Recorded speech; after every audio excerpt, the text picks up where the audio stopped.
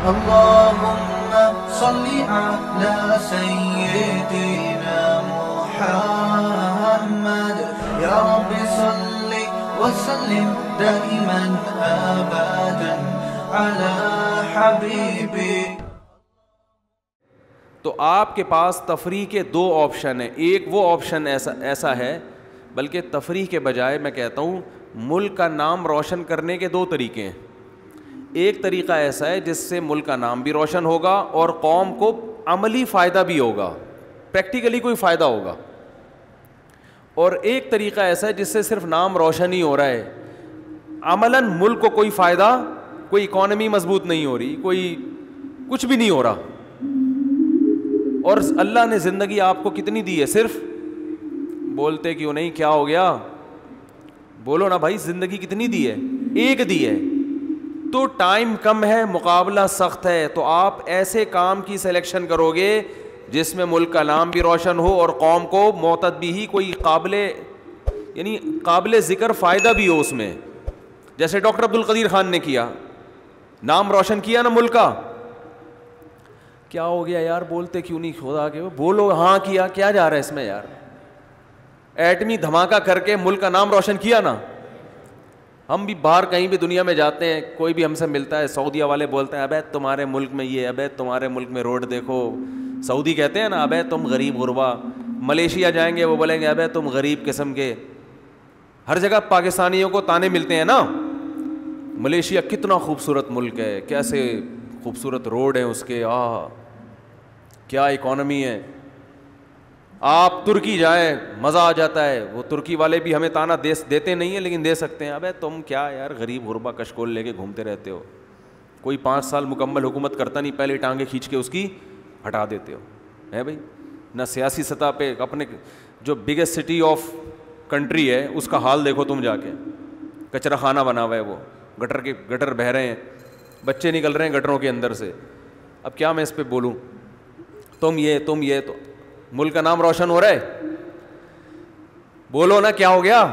نہیں، کہیں سے بھی روشن نہیں ہو رہا. لیکن ایک چیز ہمارے پاس، ہم ان سے پوچھتے ہیں بم ہے تمہارے پاس؟ ہیں ملیشیا والے سے پوچھتے بم ہے؟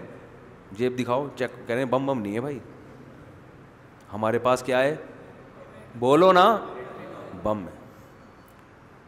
بم ہے. بم کسی بھی ٹائم پہ پھٹ سکتے ہیں.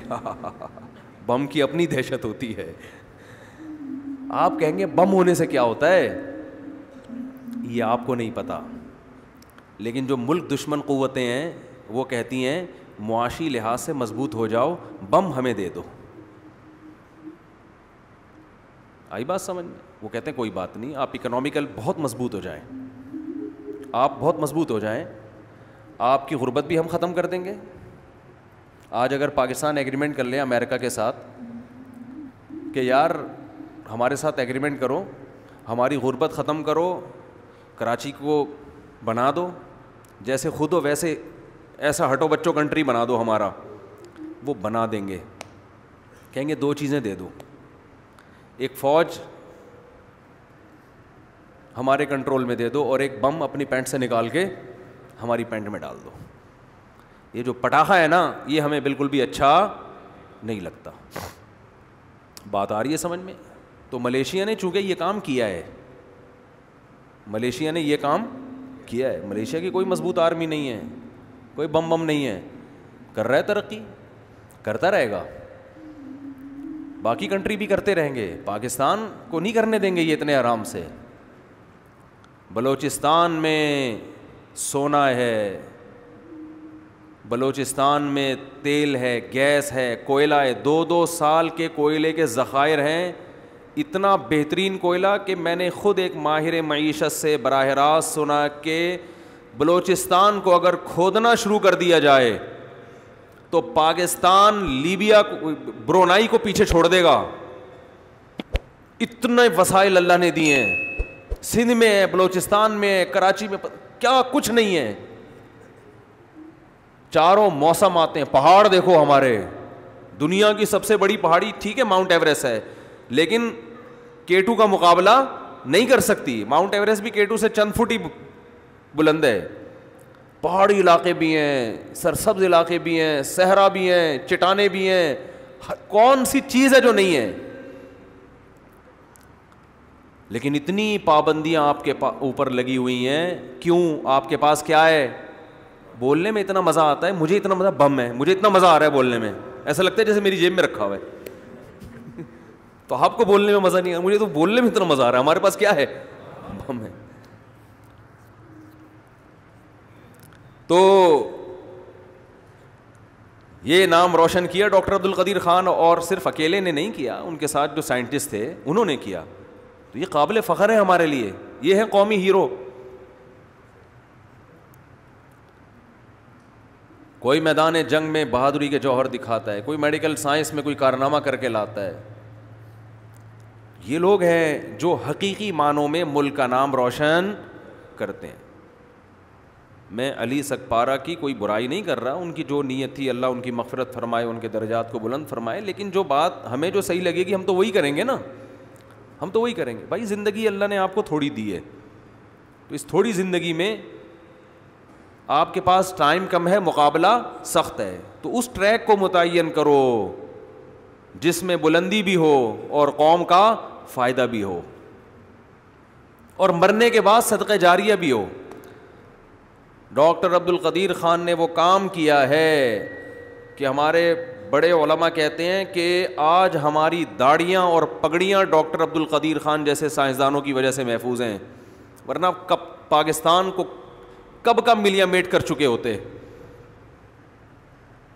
کب کا ملیا تباہ ہو چکا ہوتا پاکستان. وہی حشر کیا ہوتا جو عراق کا ہے اور لیبیا کا حشر ہے, یہاں بھی وہی سب کچھ ہو رہا ہوتا. انڈیا کھا چکا ہوتا آپ کو اب تک. تو یہ صدقہ جاریہ کہلاتا ہے, ایسا کام کہ آپ کے مرنے کے بعد بھی اس کا سلسلہ جاری رہے. تو میں ان کے بیٹے سے ایک ریکویسٹ کروں گا, درخواست کروں گا کہ آپ اپنے والد کے خواب جو تھا نا اس کو پورا کرنے کے بجائے آپ کوئی ایسا کام کریں کہ وہاں اپنے والد کو فائدہ پہنچائیں, کوئی ایسا کام کریں. تو میں یہ پہلی بات مکمل کر دوں کہ آخرت پر ایمان بعض لوگوں کا ہوتا نہیں ہے, تو ان کے لحاظ سے تو جو دنیا سے جانے والا ہے وہ کیا ہو گیا, چلا گیا. اب اس کے خواب کو آپ پورا کریں یا ادھورا چھوڑیں, مرنے والے کی صحت پہ کوئی فرق نہیں پڑتا, وہ تو ہڈیاں ہو کے ختم. اور اگر آپ کا آخرت پر ایمان ہے کہ نہیں مر کے ختم نہیں ہوتا, حساب و کتاب شروع ہوتا ہے, تو آخرت پر ایمان جس کا ہے تو ہمیں اللہ اس کے رسول نے بتایا ہے کہ آخرت میں نیک عمل فائدہ پہنچاتا ہے. ولد صالح يدعو له, وہ نیک اولاد جو باپ کے لیے دعائیں مانگتی ہے مغفرت کی. علم ينتفع به, علم جس سے فائدہ اٹھائیں لوگ, کوئی بھی علم ہو, چاہے دین کا علم ہو یا دنیا کا علم ہو, جس سے لوگ فائدہ اٹھائیں. ينتفع به, کیا الفاظ ہے, آج مجھے اس حدیث کا مطلب سمجھ میں آ رہا ہے. نبی صلی اللہ علیہ وسلم نے فرمایا اذا مات ابن آدم انقطع عمله الا من ثلاث. سے بعض حدیث کے الفاظ ایسے ہوتے ہیں جو اس وقت سمجھ میں نہیں آتے, حالات سمجھا دیتے ہیں کہ اس کا یہ مفہوم ہے. نبی نے فرمایا انسان جب دنیا سے جاتا ہے اس کا عمل ختم, تین چیزیں باقی رہتی ہیں. صدقۃ جاریہ, کوئی نیک کام کر کے گیا جس سے لوگ فائدہ اٹھا رہے ہیں, کنواں کھود دیا, مدرسہ بنا دیا, مسجد بنا دی, یتیم خانہ بنا دیا, ہسپتال بنا دیا. ولد صالح يدعو له, نیک اولاد جو باپ کے لیے دعائیں. سوال پیدا ہوتا ہے اولاد اگر نیک نہ بھی ہو تو بھی باپ کے لیے دعائیں مانگے گی, وہ تو باپ کو فائدہ ہوگا. تو صالح کا لفظ اللہ نبی نے کیوں بتایا, نیک اولاد؟ سوال پیدا ہوتا ہے کہ نہیں ہوتا؟ اس کا جواب یہ ہے کہ دعائیں نیک اولاد ہی مانگا کرتی ہے. بری اولادیں ایک دفعہ قرآن خوانی کروا کے, دیگیں بانٹ کے, تمبو شمبو لگا کے ختم. بہت مشکل ہے یار, کیسے سمجھائیں بات, اتنی صاف ستھری باتیں بھی سمجھ میں نہیں آ رہی تو پھر کیا سمجھ میں آئے گا آپ کو. عمران خان کی تقریر تو پھر بہت مشکل ہے کہ وہ سمجھ میں آ جائے, یا اور کسی سیاسی لیڈر کی. جی ٹھیک. تو ولد صالح یدعو لہ، نیک اولاد جو دعا مانگے. اس لیے کہ نبی صلی اللہ علیہ وسلم کو یہ بات معلوم ہے کہ جو دعائیں مانگنے والی اولاد ہے وہ بری اولاد دعائیں مانگتی نہیں ہے, وہ فارمیلٹی پوری کرتی. ابا کا تیجا ہے تو تمبو شمبو لگائے, قرآن خوانی مسجد میں بچوں کو بلا کے پیسے پکڑا دیے, یعنی ثواب بھی بک رہا ہے مارکیٹ میں, ٹھیک ہے نا, کہ مدرسے کے بچوں کو بچے بھی دیکھ رہے ہوتے ہیں آج بریانی ٹائٹ, وہ اسی حساب سے بخشش کی دعا کرتے ہیں جتنی اس بریانی میں بوٹیاں نظر آئیں گی. اگر دال چاول کھلاؤ گے تو وہ ایسی پھسپھسی سی دعا نکلے گی ان کے منہ سے, ٹھیک ہے نا. تو جتنا گاڑھا سالن ہوگا اتنی زیادہ بخشش دعا, یعنی ایسی پاورفل دعا. تو وہ فارمیلٹی ہے کہ ابا تھے, پھر سالانہ برسیاں منا لیتے ہیں, یہ کوئی مغفرت کا, یہ کوئی اصال ثواب تھوڑی ہے, تو کچھ بھی نہیں ہے, ایسے ہی انٹرٹینمنٹ ہے, ایک فارمیلٹی ہے کہ ہر قوم میں کچھ رسومات ہوتی ہیں تو مسلمان بھی کچھ رسومات کر لیتے ہیں, یہ دعا نہیں ہے. حکیم الامہ مولانا اشرف علی تھانوی رحمہ اللہ تعالیٰ تھے بڑے کڑک مزاج, ان کو کسی نے ہدیہ دیا اور فرمایا, ہدیہ دیتے ہی فرمایا دعا کریں میرے لیے. انہوں نے فوراً ہدیہ واپس کیا, فرمایا ہمارے ہاں دعائیں بکتی نہیں ہیں, یعنی مطلب یہ کہ فری میں بھی میں کر سکتا تھا, ہدیہ دے کے فوراً کے دعا کریں تو اس سے گویا یہ لگ رہا ہے کہ پہلے یہ پیسے لے لیں اس کے بعد کیا کریں. وہ کڑک مزاج تھے تو وہ کہہ دیا کرتے تھے, انہوں نے کہا یہ ہمارے یہاں فری میں دعائیں ہو جاتی ہیں. تو وہ پھر معذرت کی اس نے, حضرت وہ تو میں ویسے ہی لگا دیا میں نے ساتھ میں, مقصد تو یہ تھا کہ دعا کریں, تو میں ویسے ہی دے رہا ہوں. تو کوئی لالچی ہو تو وہ کیا کرے گا, لفافہ لے کے دعا, پھر کہے گا مزید دعا کروانی ہے تو اس کے الگ چارجز ہوں گے, مزید دعا کروانی ہے تو اس کے الگ ریٹ ہیں. یہ پیر چل رہے ہیں آج کل, جاہل پیر جو ہے نا, یہ دم درود اور یہ دیکھو نا, یہ ہر دعا کے پیسے ہیں ان کے الگ. خیر, تو نیک اولاد جو باپ کے لیے, ولد صالح یدعو لہ, تو اللہ علی سگپارہ کے بیٹے کو جس نے یہ کہا ہے کہ میں اپنے باپ کا مشن خواب پورا کروں گا, اللہ اس کو ولد صالح بنا دے تاکہ وہ خواب پورا کرنے کے بجائے باپ کی مغفرت کے لیے دعاؤں کو زیادہ فوکس کرنا شروع کر دے, کہ اب ان کے لیے دعائیں مانگو, صدقات و خیرات کرو ان کے لیے. اور تیسری چیز جو نبی نے بتائی, او علم ينتفع به, ایسا علم چھوڑ کر جائے جس سے لوگوں کو فائدہ ہو. اب تک جو میں یہ حدیث سنتا تھا نا, علم تک دماغ جاتا تھا کہ نبی نے فرمایا کوئی علم چھوڑ کر جاؤ. آج مجھے نہیں پتا تھا یہ ينتفع به کی قید کیوں لگا دی, وہ علم جس سے لوگوں کو کیا ہو, فائدہ.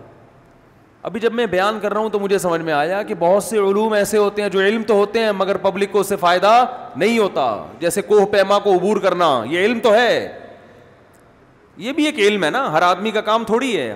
علم کا مطلب کوئی چیز کا آنا, کوئی چیز جاننا, کوئی ایبلٹی ہونا, یہ بھی ایک علم ہے. ہر آدمی یہ کام نہیں کر سکتا, جس کو آتا ہے وہی کرے گا. تو اس علم سے اگر بعد والوں کو فائدہ ہو رہا ہے پھر تو یہ علم فائدہ پہنچائے گا. فائدہ نہیں ہو رہا تو پہاڑ سر کرنا بذات خود کوئی کمال کی بات نہیں ہے. تو ينتفع به, اے اللہ, نبی نے فرمایا وہ علم جس سے لوگوں کو, وہ علم ڈاکٹر عبد القدیر خان کے پاس ہے جس سے لوگوں کو کیا ہو رہا ہے, قوم کو کیا ہو رہا ہے, فائدہ. وہ علم ڈاکٹروں کے پاس ہے جس سے لوگوں کو کیا ہو رہا ہے, فائدہ. وہ صحیح حکیموں اس لیے حکیموں میں 2 نمبر بہت مارکیٹ میں آ گئے ہیں, وہ صحیح حکیم ہوتے ہیں ان کے پاس ہے. تو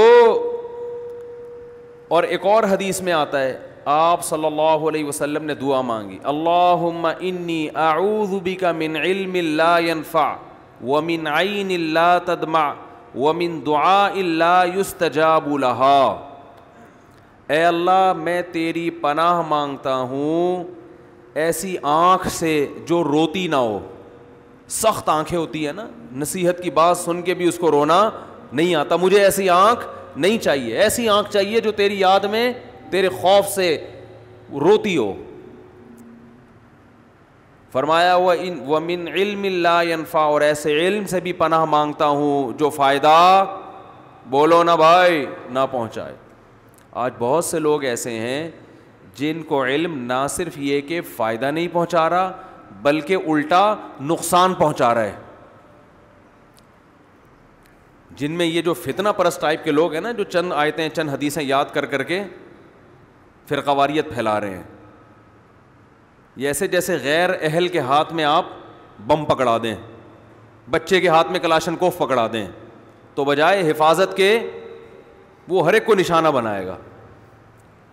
تو علم جب غیر اہل کے پاس آتا ہے تو اس علم سے امت میں جوڑ کے بجائے وہ کیا کرتا ہے, توڑ کا کام کرتا ہے.